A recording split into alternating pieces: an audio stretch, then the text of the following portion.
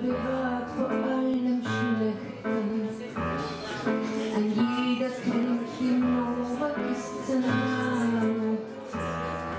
Ihm dank ich es, das freut mich eine Dame.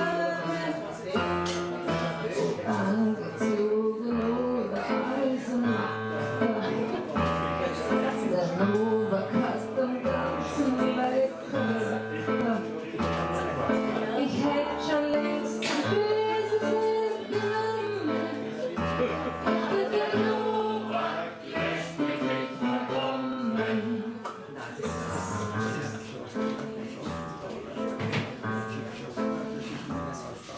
Ich hätte an vielen Dingen mein Vergnügen.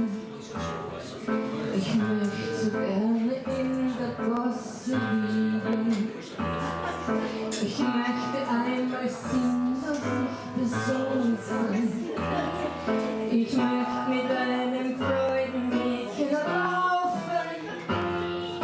Ich möchte einmal Männer toll verbrauchen. Ich möchte statt Memphis Marihuana rauchen. Ich hätte auch echt kein Vorfeld genommen. Aber der Nova lässt mich nicht mehr kommen.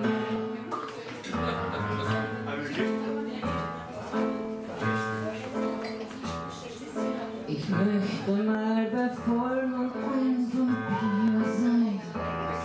Ich möchte Geliebte von einem Fakir sein. Damit mich, wenn ich lieg, ohne Matratzen von hinten nach den Nagelspitzen kratzen.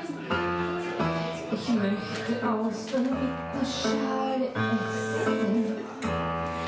Ich möchte mit einem Walfisch mich vergessen. Ich habe mir das schon alles vorgenommen. Aber der Nova lässt mich nicht mehr kommen.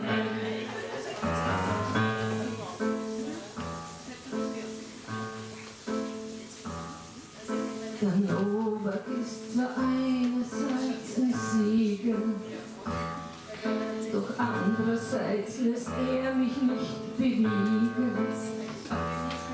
Der